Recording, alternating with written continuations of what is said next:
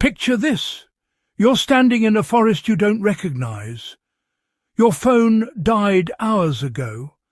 The sun is dropping fast below the tree line. Your heart is pounding so hard you can hear it in your ears. Every instinct is screaming at you to move, to run, to do something.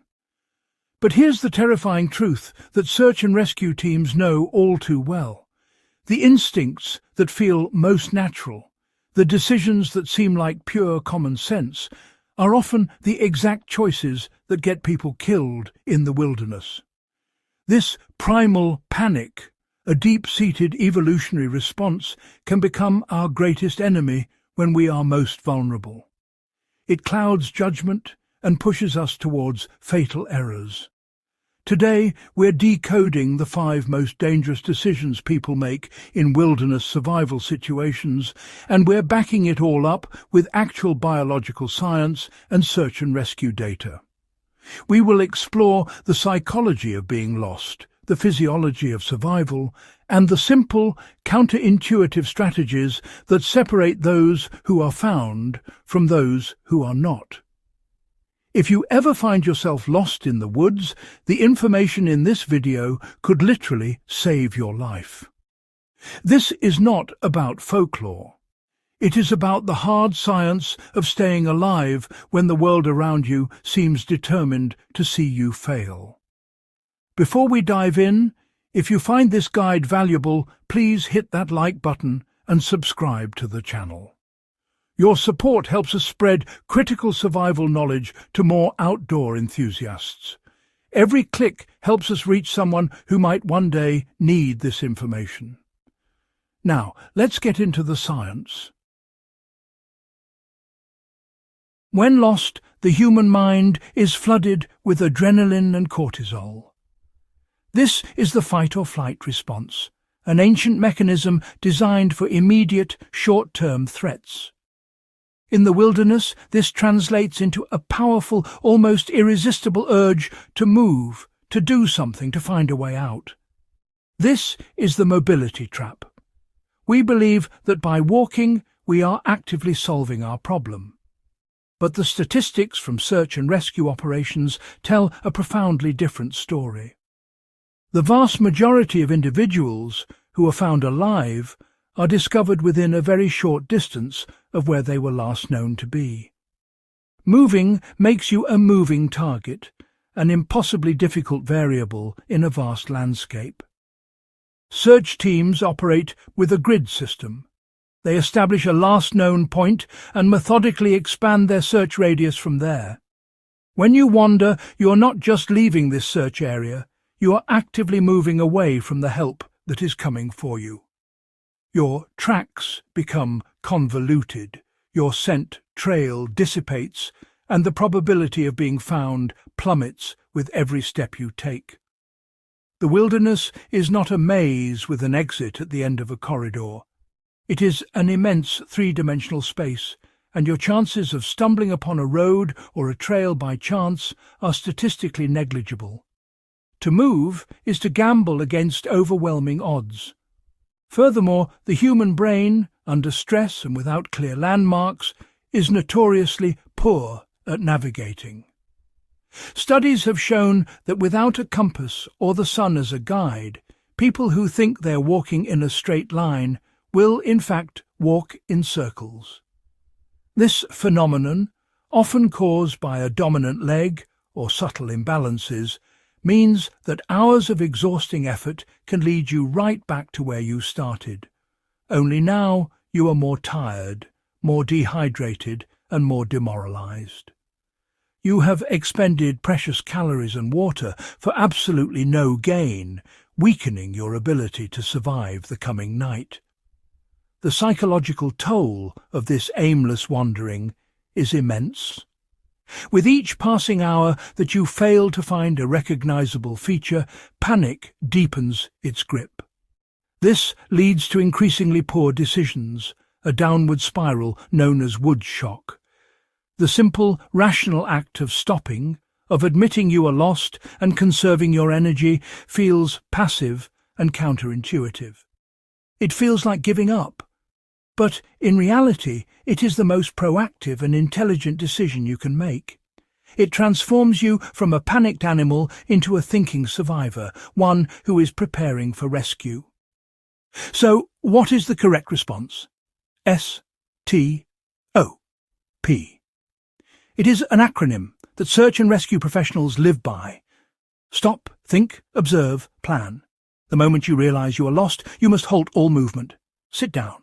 Take a deep breath. Allow the initial surge of adrenaline to subside. Your new objective is not to find your way out, but to make yourself easy to find. This means staying in one place, preferably an open area where you are visible from the air and the ground. Your survival now depends on your patience, not your pace. The only exception to this rule is the presence of immediate, undeniable danger. If you are in a flash flood zone, on an unstable slope, or in the direct path of a wildfire, then you must move. But you move with purpose to the nearest safe location, and then you stop again. For everyone else, staying put is the golden rule. It is a testament to the power of rational thought over primal instinct.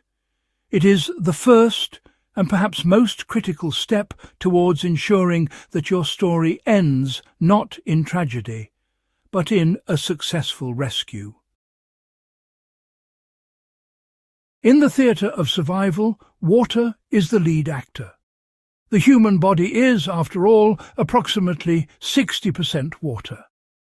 Yet a common and deadly mistake is born from a misunderstanding of its role. People, fearing they will run out, begin to ration their water supply. They take tiny, unsatisfying sips, believing they are cleverly extending their survival window. This is the water myth, a fallacy that can cripple your single most important survival tool, your mind. The truth is stark and simple. Water in a bottle is useless. It only serves its purpose once it is inside your body. The biological process of dehydration begins subtly but escalates with alarming speed. As your body loses fluid, your blood volume decreases. This forces your heart to work harder to pump the thickening blood to your organs and muscles. The first casualty of this process is your brain. Even mild dehydration, a loss of just 1 to 2% of your body weight in water, has been scientifically proven to impair cognitive function. Your attention wavers, your short-term memory falters, and your ability to make complex decisions deteriorates. You become irritable, confused, and prone to the very panic we have already identified as a killer. To put it plainly, by rationing water, you are intentionally making yourself stupid. In a situation where your life depends entirely on clear, rational thought, this is a form of self-sabotage. You might have an extra half-litre of water in your bottle when you succumb to a poor decision, like wandering off a cliff or failing to build an adequate shelter. That water did you no good. The primary directive is to maintain mental clarity for as long as possible. Therefore, the rule is to drink when you are thirsty. Your body is an exquisitely tuned instrument. Its thirst mechanism is a reliable and urgent signal that you must heed. Think of your brain as the command center of your survival operation. Dehydration is like cutting its power supply.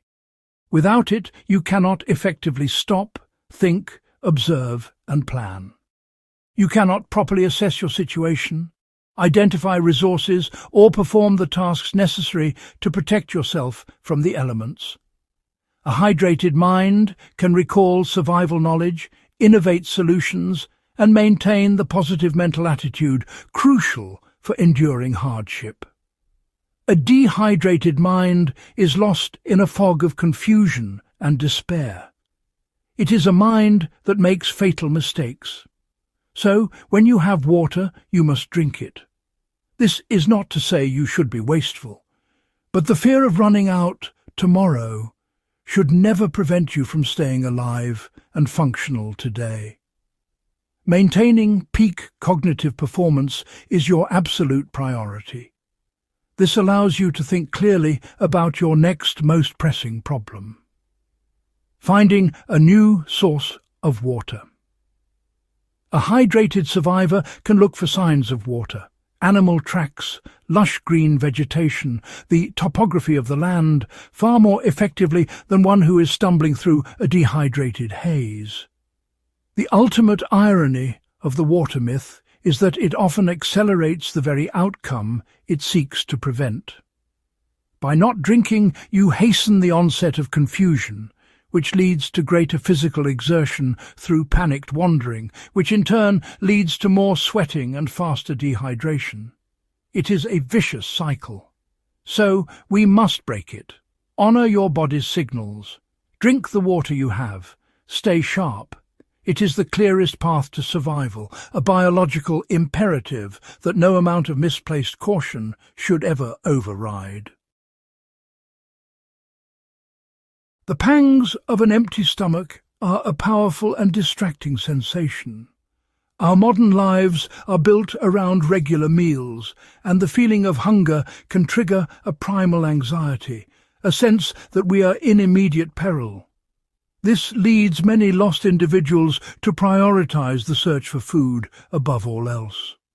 They spend precious daylight hours and vast amounts of energy attempting to forage for berries, set crude traps, or even hunt. This is a profound miscalculation of risk, a failure to understand the true hierarchy of survival needs. Hunger is a distraction, not an immediate threat. To understand this, we must turn to the rule of threes, a fundamental principle of survival science. A human can survive, on average, for 3 minutes without breathable air, 3 hours without shelter in extreme conditions, 3 days without water, and 3 weeks without food. Notice where food sits on this list. It is a distant last.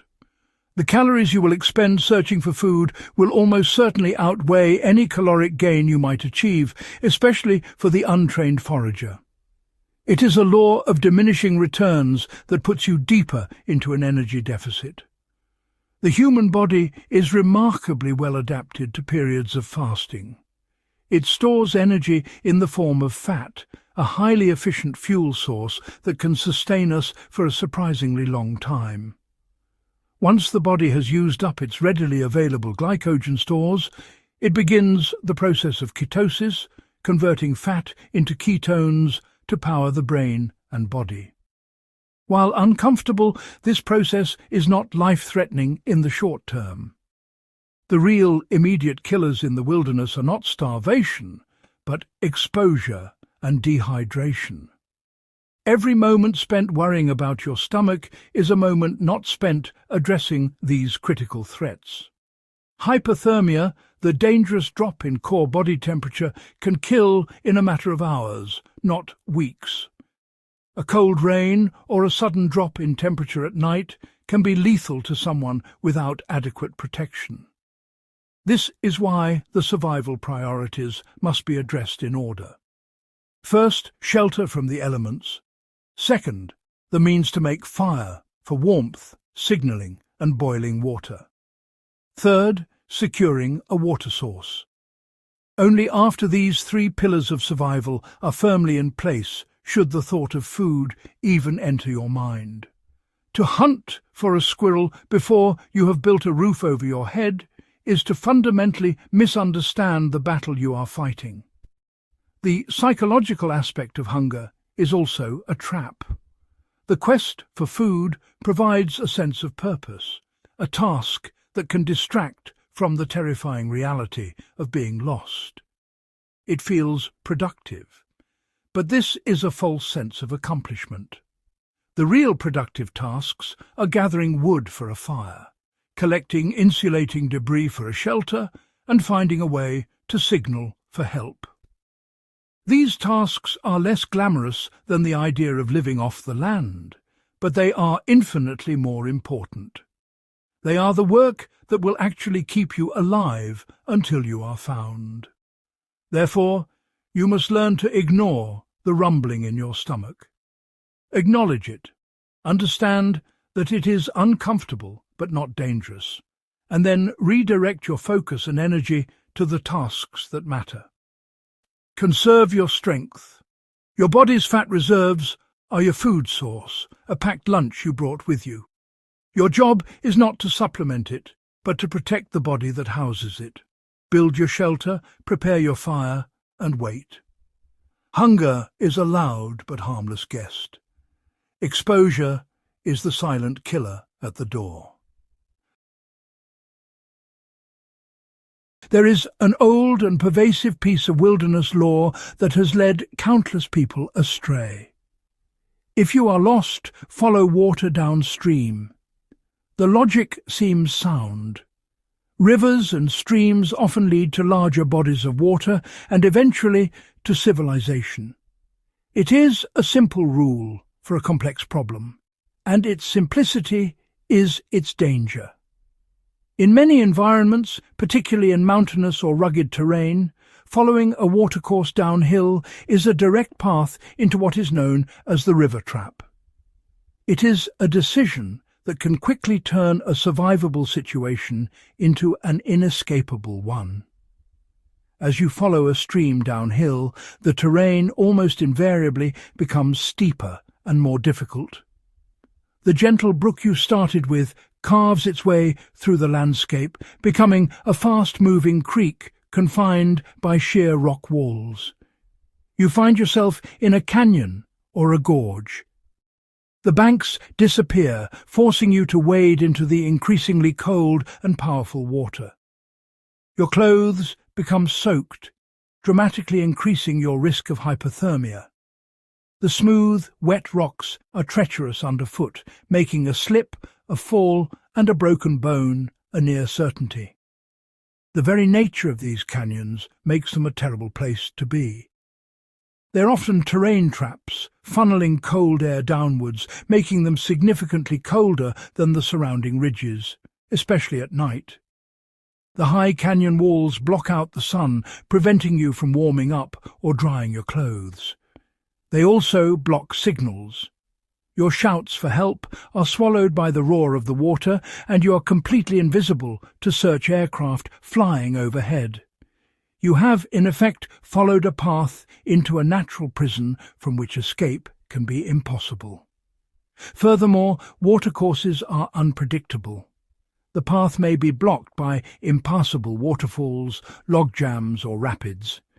You are then faced with a terrible choice: attempt a dangerous climb up a sheer, wet cliff face, or turn back and reclimb the entire distance you have already descended, now exhausted and demoralized. Many choose to press on, believing salvation is just around the next bend, only to find the trap closing ever tighter around them. It is a slow, creeping form of disaster, born from a single flawed piece of advice. The correct strategy, once again, is counterintuitive. Instead of going down, you should go up. Not necessarily to the highest peak, but to a high point, a ridge, or a clearing that offers a commanding view of the surrounding landscape. From a high vantage point, you can achieve several critical objectives. You can orient yourself, potentially spotting a familiar landmark, a road, or the lights of a distant town.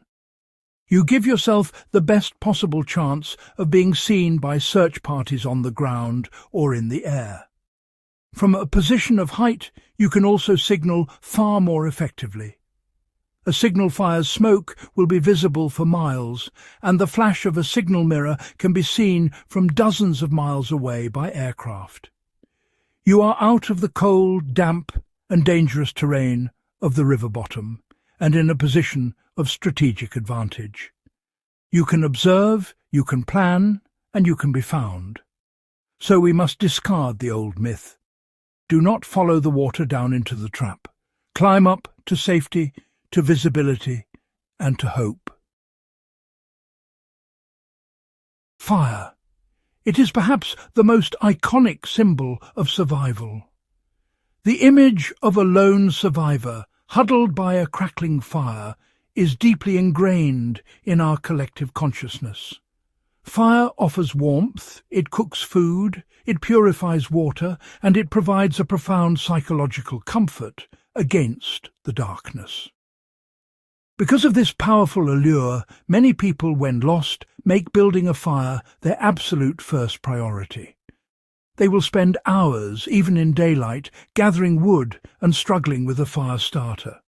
But this prioritizes passion over physics, and it is a critical mistake. Shelter, not fire, is the true key to thermoregulation. To understand why, we must look at the simple science of heat loss. The human body loses heat in 5 ways: radiation, convection, conduction, evaporation, and respiration. A fire primarily combats only one of these, radiative heat loss, and it only does so on the side of your body facing the flames. The side facing away from the fire is still losing heat to the cold air, the wind, and the ground. A fire creates a small bubble of warmth, but it does little to protect you from the overall environment. It is an active solution that requires constant fuel and attention. A shelter, on the other hand, is a passive solution that combats multiple forms of heat loss simultaneously. A well-built debris hut, for instance, is a marvel of thermal engineering. The thick walls of leaves, pine needles and branches trap a layer of still air around your body. This trapped air is an excellent insulator, dramatically reducing heat loss through convection, the wind stealing your warmth. It acts as a barrier, just like the insulation in the walls of a house or the down in a sleeping bag. Moreover, a proper shelter requires a thick bed of insulating material between you and the cold ground. This directly combats conductive heat loss, which can be responsible for a massive amount of your body's cooling. Lying directly on the cold earth, even with a fire nearby, will suck the warmth from you with ruthless efficiency. A foot of dry leaves and debris beneath you is far more effective at keeping you warm than a large fire 6 feet away. A good shelter is a complete system for managing your thermal environment. The psychological comfort of fire is undeniable, but it can also be a trap. It can give a false sense of security. A person may feel warm and safe next to their fire, not realizing that the wind at their back is slowly draining their core temperature, pushing them towards hypothermia. They may fall asleep, the fire may die down, and they may never wake up. A shelter works even when you are asleep. It is a constant, reliable guardian against the cold. Therefore, the correct order of operations is clear. During daylight hours, your energy must be dedicated to constructing the best possible shelter you can. It should be small, just big enough for you to fit inside, to maximize its heating efficiency with your own body heat. It should be thick, with walls and a roof at least 2 feet thick, if possible. And it must have a thick, insulated bed. Only once this is complete, and if you have time and energy to spare before nightfall, should you turn your attention to fire. The fire then becomes a supplement to the shelter, not a substitute for it. It is the difference between surviving the night and simply delaying the inevitable. The wilderness does not have malice. It operates on a simple, unwavering set of physical laws. The 5 mistakes we have discussed today are not failures of strength or courage, but failures of understanding. They are the result of acting on instinct when what is required is knowledge. By choosing to stay put, to hydrate your mind, to prioritize shelter, to seek high ground, and to understand the true threat of the cold, you replace panic with a plan. You are no longer just a lost person. You are a survivor, actively managing your situation and maximizing your chances of being found. The information we have shared is more than just a collection of tips. It is a mental toolkit. The most important survival gear you will ever possess is not a knife or a fire starter, but a calm, clear, and educated mind. This knowledge weighs nothing, its battery never dies, and you can carry it with you on every adventure. It empowers you to work with the laws of nature, not against them. It transforms the terrifying unknown of the wilderness into a series of solvable problems. The difference between a tragic headline and a joyful reunion is often just a few correct decisions. You now understand the science behind wilderness survival. Share this knowledge with everyone who spends time outdoors, your friends, your family, anyone who might one day find themselves in a situation where this information is not just interesting, but essential. Subscribe to stay updated with more life-saving information and comment below with your own survival experiences or questions. Let's build a community of prepared, knowledgeable adventurers. Let's keep people alive out there. Don't forget to subscribe and turn on notifications so you never miss our next survival guide. Stay safe and see you in the next video.